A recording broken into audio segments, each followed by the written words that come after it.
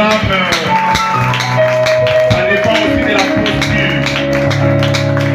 Ça dépend aussi de la posture. Ça dépend aussi de la posture. Notre posture, notre position reflète aussi l'honneur que nous accordons à ce Dieu-là.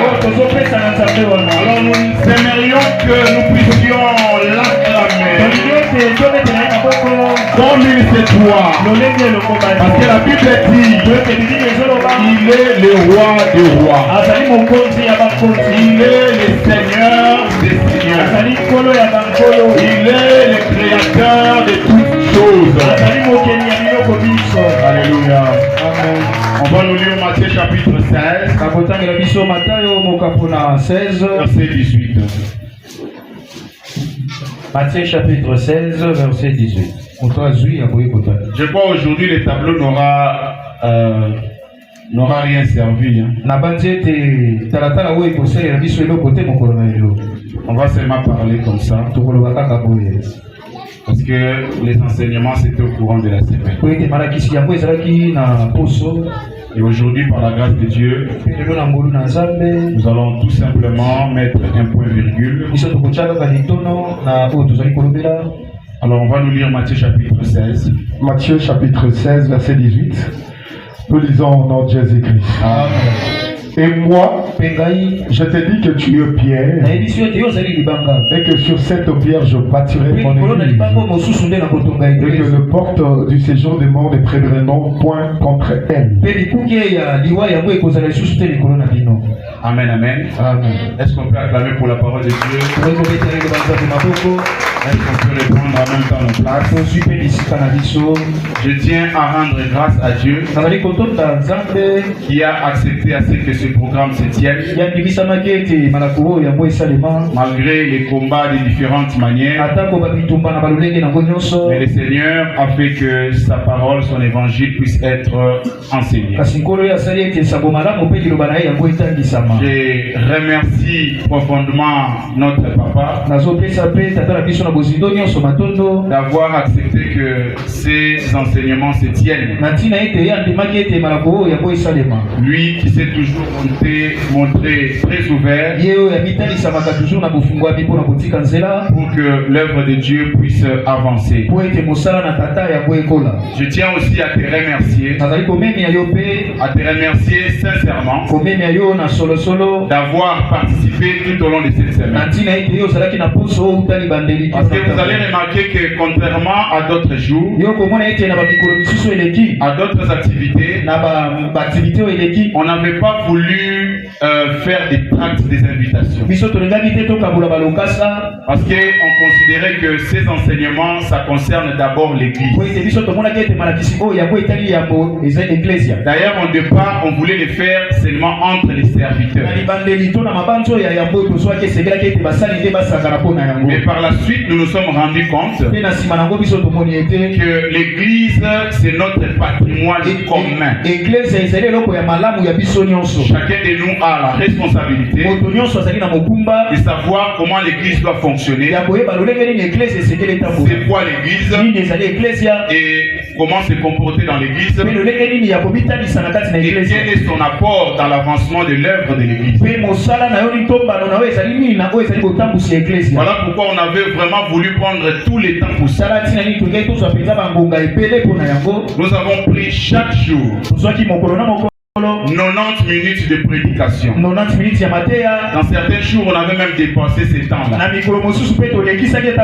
Et il s'en était suivi la séance de questions.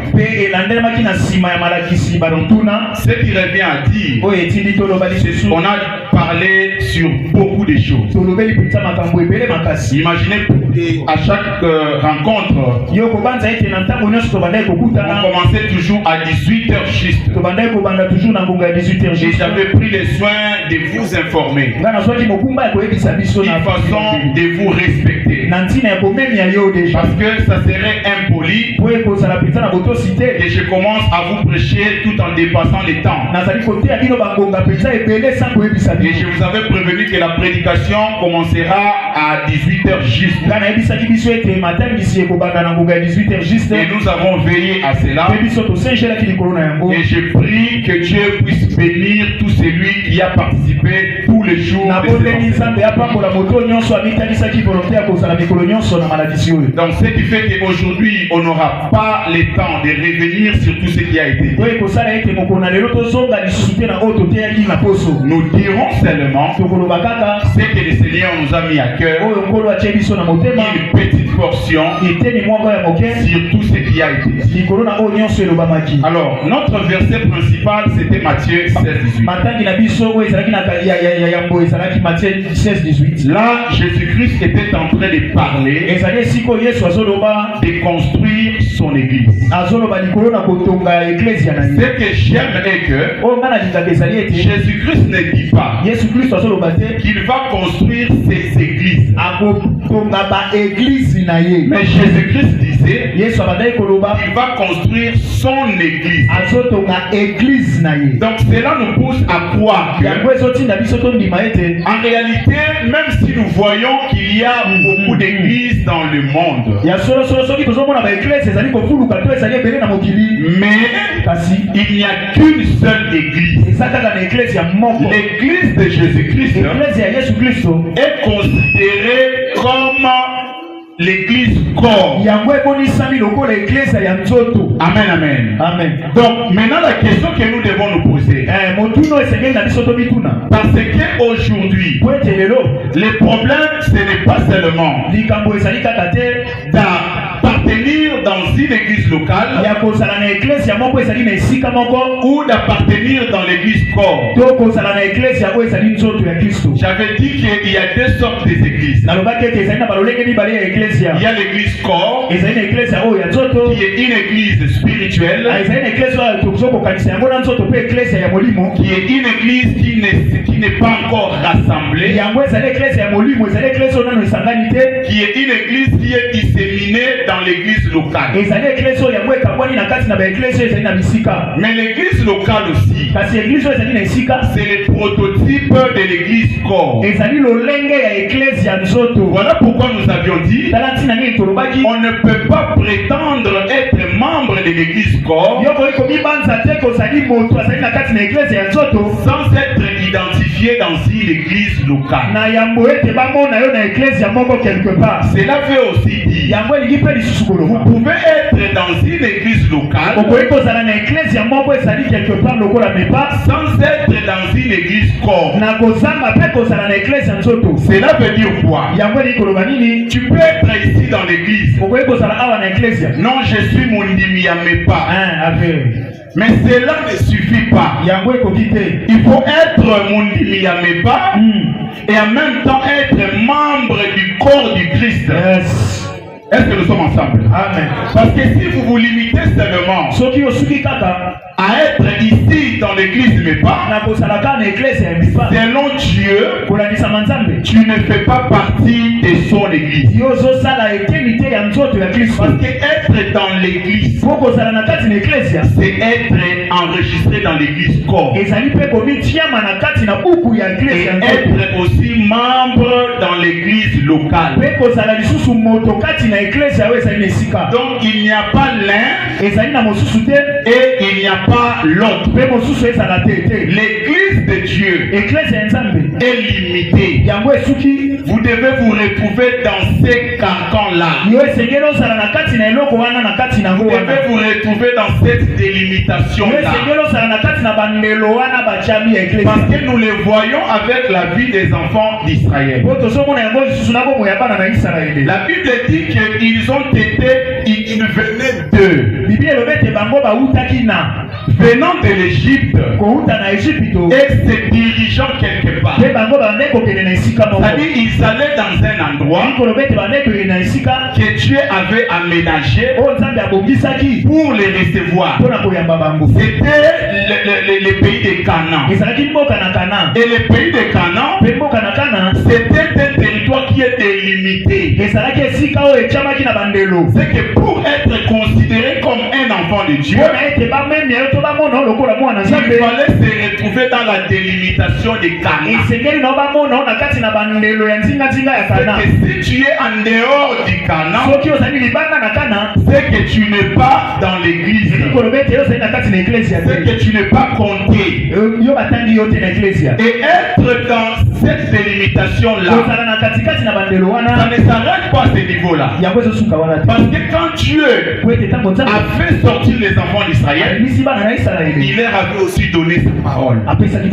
C'est qu'il n'est pas seulement question de vivre dans les territoires des Canaan, mais il faut aussi y vivre conformément à la parole de Dieu,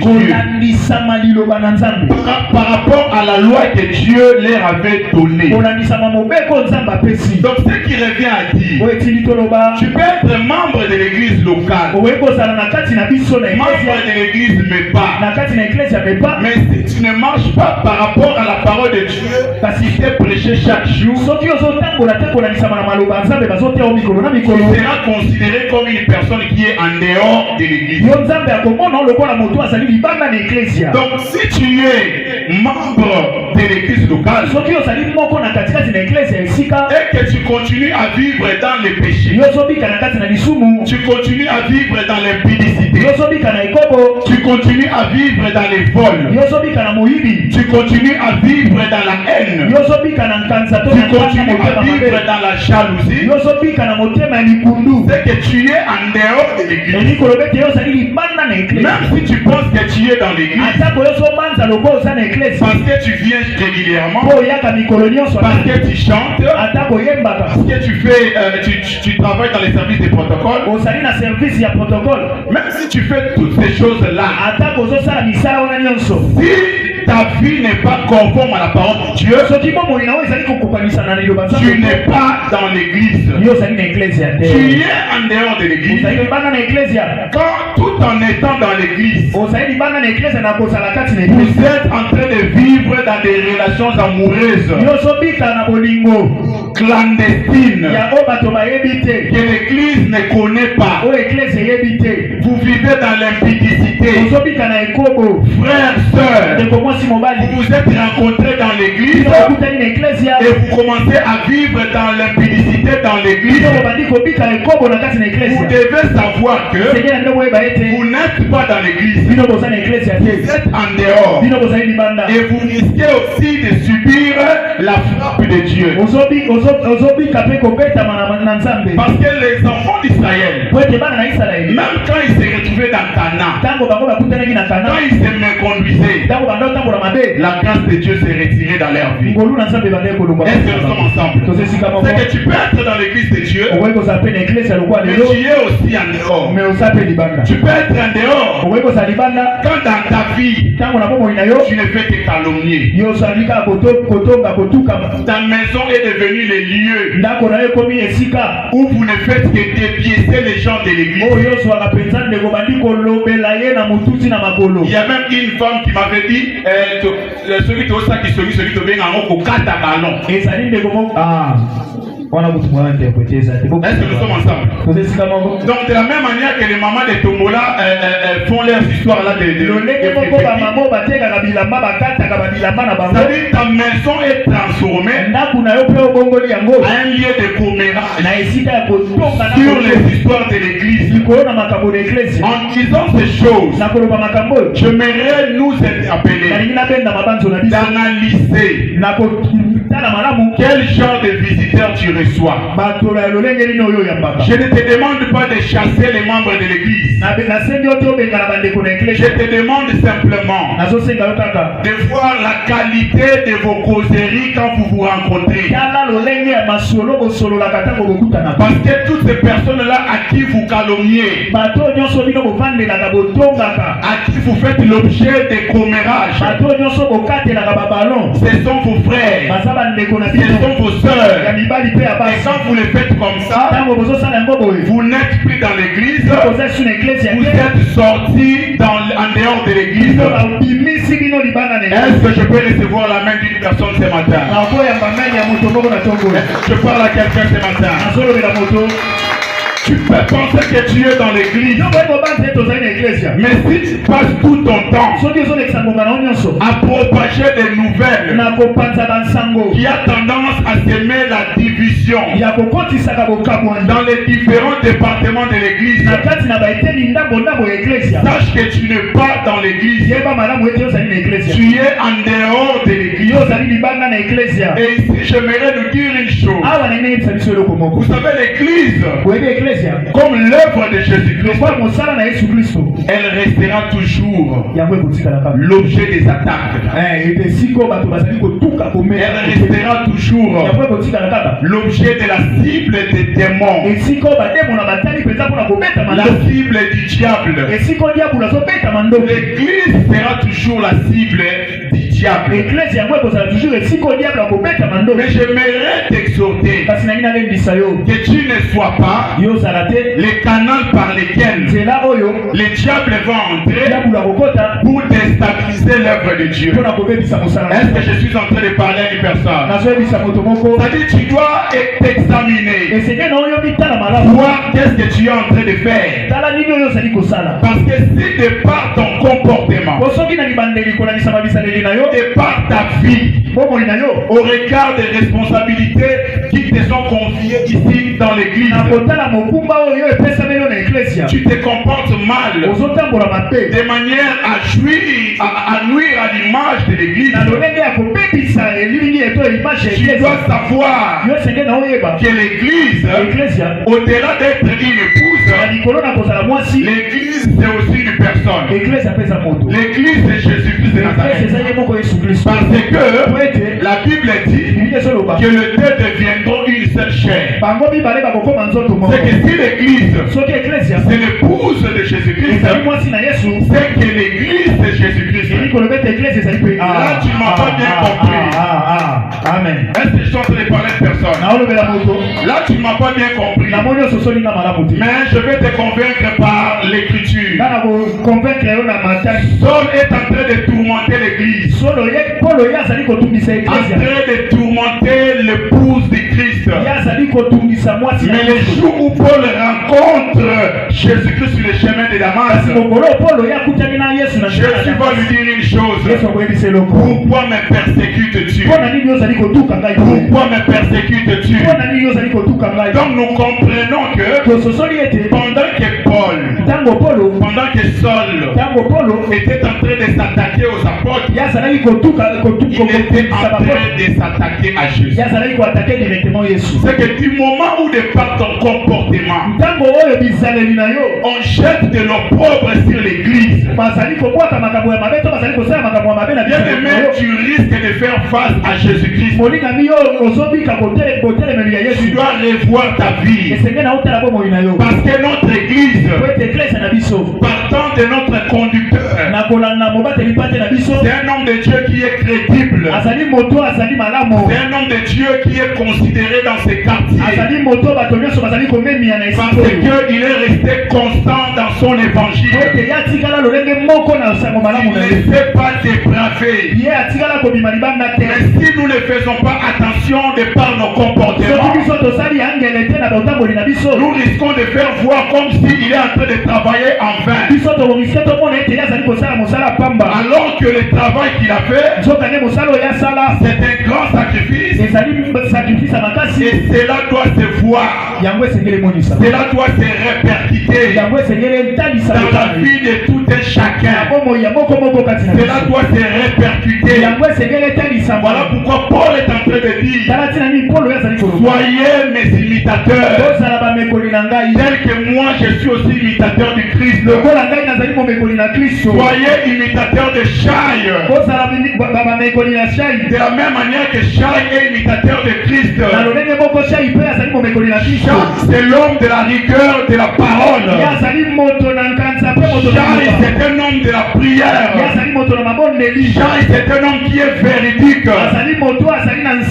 Shai, ce n'est pas un homme qui a de double vie. C'est un homme de Dieu authentique. Est-ce qu'on peut acclamer notre Dieu pour ses serviteurs qu'il nous a donnés? Est-ce que je suis en train de parler à quelqu'un? Voilà pourquoi Moïse avait dit à Dieu que cette charge est devenue immense. Dans Nombre chapitre 11 verset 17. Il a dit que cette charge est devenue immense. Je ne sais plus les supporter. C'est comme si ce peuple est sorti de mon sein. Donc en d'autres termes, Moïse était en train de dire à Dieu que c'est comme si c'est moi qui travaille plus par rapport à toi Dieu. Donc cela revient à dire, si Papa Chai a une grande charge qui pèse sur lui. Amen, amen. Il peut aussi arriver au niveau où Moïse était aussi arrivé. De dire que cette charge est immense. Pourquoi? Parce que malgré il est en train de conduire les gens, mais les gens en question, ils ne marchent pas en les prenant comme un modèle, en les prenant comme une référence. Or, l'église de Dieu, c'est Jésus-Christ qui avait accepté de mourir, qui avait accepté de porter l'église en son sein. Et comme c'est Christ qui avait fait en sorte qu'il porte l'église en son sein, il prend aussi des dispositions pour gérer son église. De la même manière aussi, quand Dieu a constaté que Moïse a dit que la charge est devenue grande, alors qu'est-ce qu'il va faire? Il va dire que vous allez choisir 70 anciens. Est-ce que nous sommes ensemble? Est-ce qu'on peut acclamer pour la parole de Dieu? Parce que quand Moïse est en train de dire ça, le problème en réalité qu'il expose à Dieu, c'est qu'il dit à Dieu que je n'ai plus de collaborateurs. Je n'ai pas de personnes qui peuvent avec qui on peut travailler. Mais qu'est-ce que nous remarquons? Dans Exode chapitre 17, Amen. Quand Jéthro était venu, Jéthro avait conseillé à Moïse que Moïse puisse prendre les chefs d'équipe parce que sa charge était devenue grande. Il avait constaté que Moïse allait s'épuiser. Il dit que vous devez choisir les chefs de 10, les chefs de 50, les chefs de 100 et les chefs de 1000. Mais ce qui m'étonne, c'est que Moïse avait déjà les chefs d'équipe. Des 10, des 50, des 100 et des 1000. Mais qu'est-ce qui s'est fait que qu'il puisse se plaindre auprès de Dieu que la charge est devenue pesante, que je ne sais plus gérer tout ce monde, alors que lui il avait déjà les collaborateurs. Alors pour savoir là où se trouvent les problèmes, il faut d'abord essayer un peu de voir quelle est la solution que Dieu avait donnée à Moïse. La solution que Dieu a donnée à Moïse, ça détermine les types de problèmes qui se posaient pendant que Moïse avait des collaborateurs. Parce que ici nous sommes dans Nombre. Mais dans Exode, Moïse avait déjà choisi les différents chefs. Alors qu'est-ce que Dieu va faire? Dieu va dire, premièrement, il dit à Moïse, je vais prendre l'esprit qui est. Il dit d'abord, premièrement, choisissez 70 personnes. Est-ce que nous sommes ensemble? Est-ce que je suis en train de parler à quelqu'un? Est-ce qu'on peut acclamer pour que nous avancions? Il lui dit, prenez 70 personnes. Ça, c'était la première chose. Et on va décortiquer pourquoi 70 personnes. Et la deuxième chose, il dit à Moïse, je vais prendre l'esprit qui est en toi. Le même esprit là, qui est en toi. Je vais prendre ça. Et puis je vais le mettre sur ces 70 personnes là. Et puis vous allez commencer à travailler ensemble. Est-ce que nous sommes ensemble? Est-ce que nous sommes ensemble? Est-ce qu'on peut acclamer la parole de Dieu? Cela veut bien dire quoi?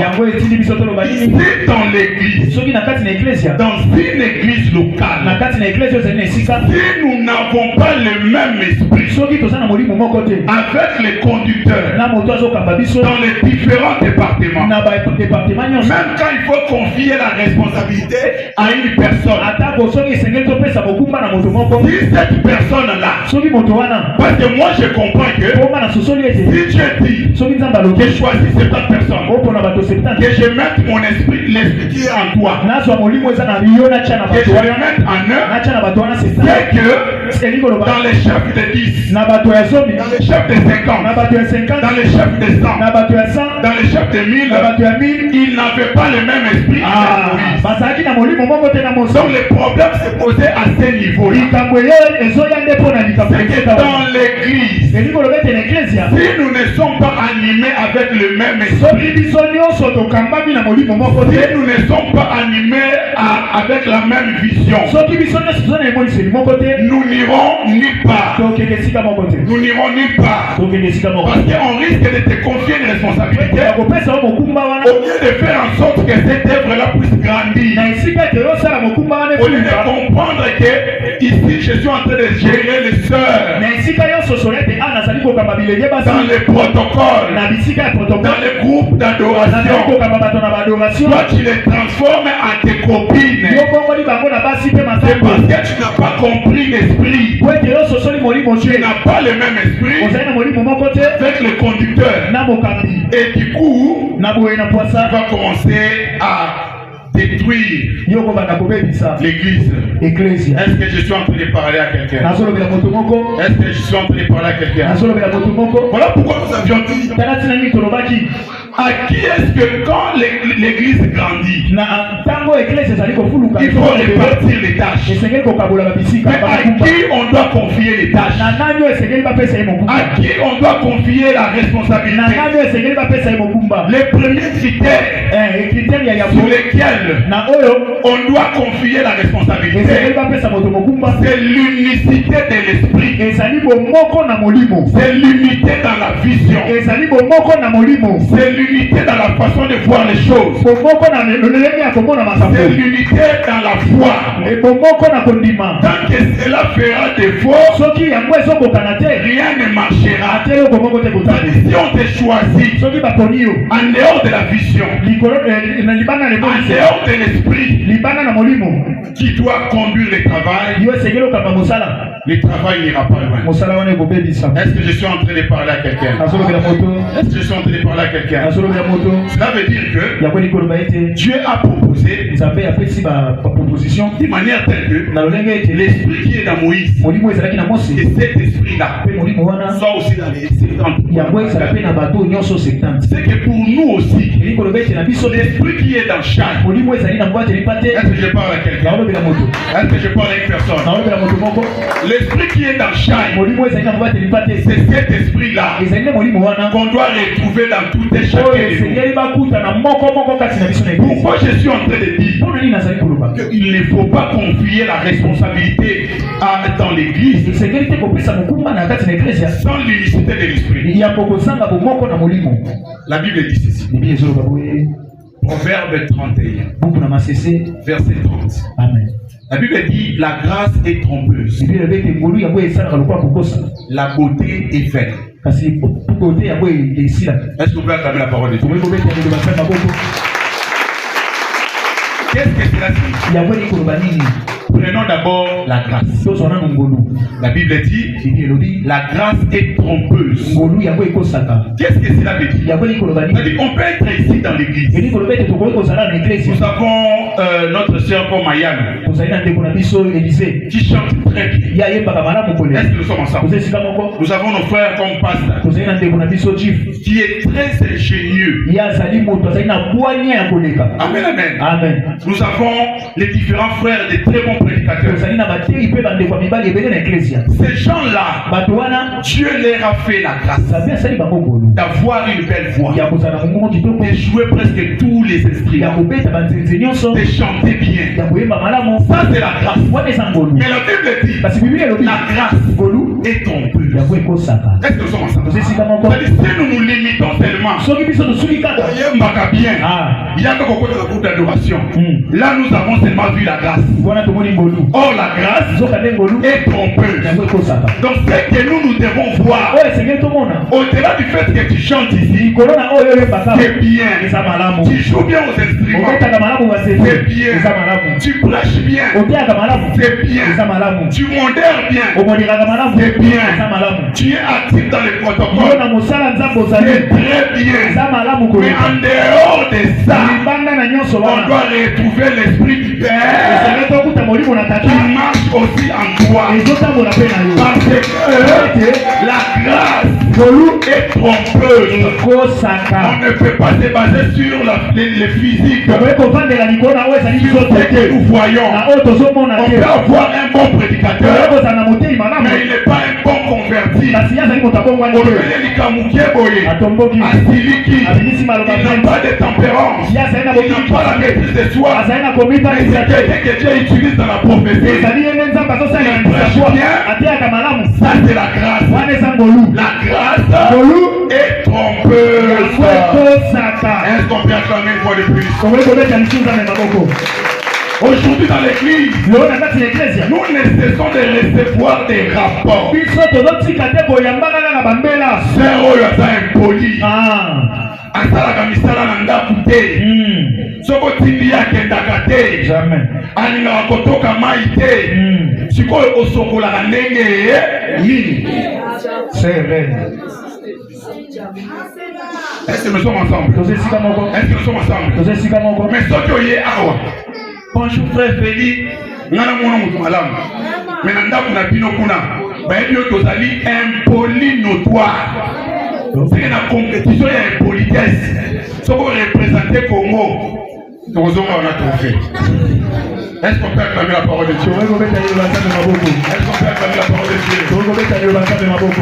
Donc le courage, les talents, les capacités ne suffisent pas. Ce qui compte, c'est l'esprit. Quel est l'esprit qui est en toi? Quel est l'esprit qui vous guide? L'unicité de l'esprit. Est-ce que vous êtes dans le même esprit avec ton pasteur? Est-ce que dans la chorale, quand vous évoluez dans la chorale, est-ce que vous êtes animé par un même esprit? Protocole, est-ce que vous êtes animé par le même esprit? D'adoration, est-ce que vous êtes animé par le même esprit? Les serviteurs, est-ce que nous sommes animés par le même esprit?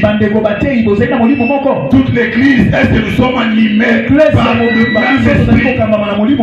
Amen. Amen. Voilà pourquoi, sur autorisation des papas, en tout cas, on pourrait faire en sorte que, sur autorisation des papas, qu'à la fin de cette année, que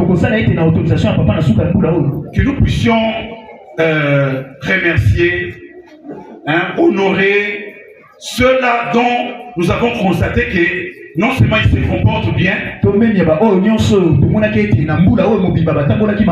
mais également ça s'engage bien dans les affaires. Parce que pendant qu'il y a certains qui excellent dans des histoires qui nuisent à l'image de l'église, nous avons des frères, nous avons des sœurs, nous avons des mamans, nous avons des papas qui sont vraiment engagés dans leur l'œuvre de Dieu. Ces gens-là méritent aussi des encouragements. Ces gens-là méritent aussi à ce que leurs gestes puissent être salués. Est-ce que vous voulez que nous puissions le faire? Est-ce qu'on peut acclamer la parole de Dieu? Deuxième chose, la Bible dit que la beauté est vaine.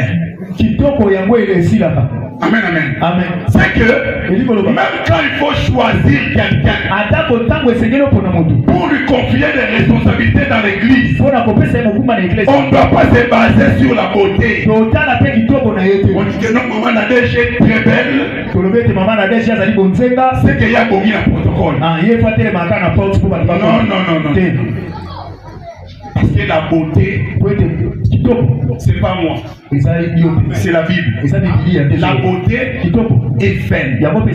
Est-ce que nous sommes ensemble? Amen. C'est-à-dire, et la grâce trompeuse. Et la beauté vaine. Oh, moi je parle bien. Je parle bien. Au bon la modération. Au bon la prédication. Et ça est liable. Mais quand tu vois, il y a mon David Oyo, pas critère et carte. Gédéon Oyo, mon a cassé l'autre côté. C'est celui-là. Jephthé là qu'on néglige. C'est celui-là que Dieu utilise pour faire quelque chose. C'est que ici, ce n'est pas une question de la beauté. Ce n'est pas une question de la taille. Ce n'est pas une question de l'éloquence. Mais c'est une question de l'esprit. Qu'est-ce qu'il y a en toi? Quel est l'esprit qui est-ce qu'on peut acclamer la parole de Dieu? Là, Dieu a dit, avant de confier la responsabilité à une personne, on doit s'assurer sur l'esprit. Mais il dit que ces collaborateurs-là ne doivent être au nombre de 70. Ça dit dans l'église, les vrais collaborateurs. J'aimerais que quelqu'un fasse partie de ces 70. Est-ce qu'il y a quelqu'un qui veut être partie de ces 70 personnes? Parce que Dieu ne choisit que 70 personnes. Il ne travaille qu'avec 70. Parce que 70, ça a une signification. Juge chapitre 9. Verset 2. Amen. La Bible dit ceci. La Bible nous montre que Gédéon avait 70 enfants. Est-ce que nous sommes ensemble? Amen. Ça dit le nombre d'enfants que Gédéon avait mis au monde. Ils étaient au nombre de 70. Cela revient à dire que 70 personnes représentent les fils des mêmes pères. Est-ce que je suis en train de parler à une personne? Est-ce que je suis en train de parler à quelqu'un? Est-ce que je suis en train de parler à une personne? Ça dit 70 personnes-là, ils sont considérés comme étant les fils des mêmes pères. Voilà pourquoi Dieu va dire à Moïse, choisis 70 anciens. Je vais prendre l'esprit qui est en toi, l'esprit qui ne vient pas d'ailleurs, qui sort de toi pour les déverser en eux. Ce qui revient à dire, Moïse était devenu le père de 70 enfants. De la même manière aussi que Gédéon avait 70 enfants. C'est qu'aujourd'hui, les 70 dont il est question, ce sont les ministres qui sont en train de travailler sous la vision d'un père, de la foi. C'est qu'il n'y a pas seulement les ministres, il y a aussi toi qui travailles dans les différents départements départements de l'église. Mais ta façon de travailler va déterminer si tu es dans les 70 ou bien tu es dans la foule. Est-ce qu'il y a quelqu'un qui se retrouve parmi les 70? Est-ce qu'il y a quelqu'un qui se croit être parmi les 70? C'est lui qui se croit être dans la vision du Père. Est-ce qu'on peut acclamer la parole de Dieu? Amen, amen. Amen. Oh, la Bible dit que les enfants de Gédéon, ces enfants-là devraient en principe régner sur Israël et la mort de leur père. Est-ce que nous sommes ensemble? C'est-à-dire les 70 personnes, ce sont les gens que Dieu a choisis pour conduire aussi les autres. Amen, amen. Amen. Pour assumer une quelconque responsabilité dans l'église. Mais qu'est-ce qui va se passer? Parce que c'est aussi l'image des apôtres qui devraient continuer à régner par l'évangélisation de l'œuvre de Jésus-Christ après son ascension. Est-ce que nous sommes ensemble?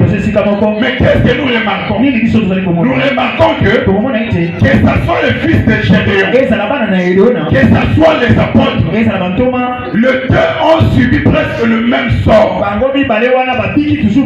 que la Bible dit que tous les enfants de Gédéon ont été tués, à l'exception d'un seul, du nom de Jotam. Est-ce que nous sommes ensemble? Cela revient à dire que Israël avait refusé que le fils de Gédéon puisse être leur roi. C'est la même manière aussi.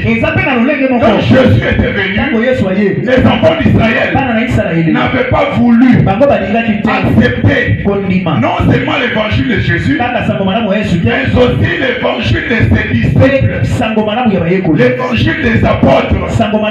Voilà pourquoi certains apôtres ont été tués. Et puis il y avait d'autres qui étaient aussi restés. Et c'est par eux que nous avons reçu l'évangile. De la même manière qu'il y avait une partie qui était restée, c'est aussi de la même manière que Jotam avait aussi échappé à la mort. Parce que l'image de Jotam symbolise les apôtres qui ont survécu à des afflictions, qui ont survécu à des souffrances. Voilà pourquoi c'est important que nous puissions être animés par la même vision. Est-ce que nous sommes ensemble? Est-ce que nous sommes ensemble? Ces 70 anciens-là avaient la même source. La même source d'esprit. Ça vient de chez Moïse. Pourquoi nous disons que c'est important que nous ayons un même esprit? Parce que notre église a une vocation communautaire. Qu'est-ce que cela signifie? Dieu peut faire que nous devenions 1000, 5000.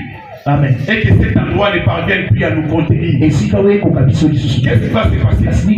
On va dire que on va passer à 2 cultes, 3 cultes. Amen, amen. Mais malgré 2 cultes, 3 cultes, l'évangile qui sera prêché, ça sera toujours les mêmes évangiles. Ça sera toujours l'unicité de l'esprit. Parce qu'au-delà du fait que nous multiplions les cultes, cela peut aussi conduire à ce que nous puissions créer des extensions. Or, en créant des extensions, nos programmes peuvent se différer. Ici, on se réunit mercredi, vendredi, dimanche. Là-bas, Pasteur Gédéon, Pasteur Moïse peut faire en sorte qu'on commence à se réunir mardi, jeudi et dimanche. On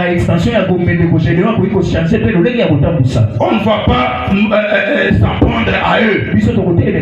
Parce que le plus important, c'est le message qui sera prêché. C'est l'unité dans la foi. C'est l'unité dans la doctrine. Paul dit à l'église des Corinthiens, ayez un même langage.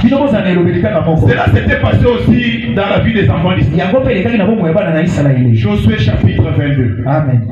Du 9e au 34e verset. Amen. La Bible dit qu'il y avait une partie des enfants d'Israël qui étaient restés de l'autre rive du Jourdain. Est-ce que nous sommes ensemble? Mais qu'est-ce qui va se passer?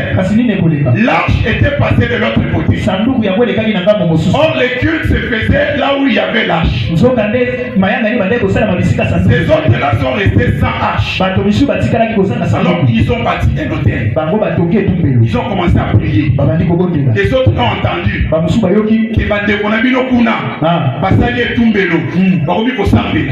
ils sont venus à la hâte pour s'en prendre à eux, pour les combattre. Est-ce que nous sommes ensemble? Amen. Mais arrivé là-bas, ils les ont expliqué. Tobo, ils avaient Abraham, il y a Isaac, et à Jacob. Zambo vino bosambe la kuna na oya biso ezaka kanzambe mort. Est-ce que nous sommes ensemble? Quand ils sont venus, ils ont compris directement qu'ils avaient les mêmes dieux. C'était juste un problème de distance. C'est que cette église, partant de cette église, d'autres peuvent se créer. Mais le plus important, c'est de garder la foi. Est-ce qu'on peut s'élever par rapport au militage? Parce qu'au-delà des 50, ça risque de nous causer des problèmes. Est-ce qu'on peut acclamer la parole de Dieu? Voilà pourquoi, en conclusion, nous avons 3 défis comme église locale.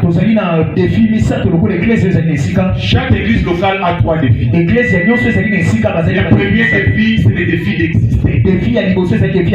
Exister d'abord. Vous avez un endroit. Vous avez une adresse. Tel que nous sommes ici. Et ici,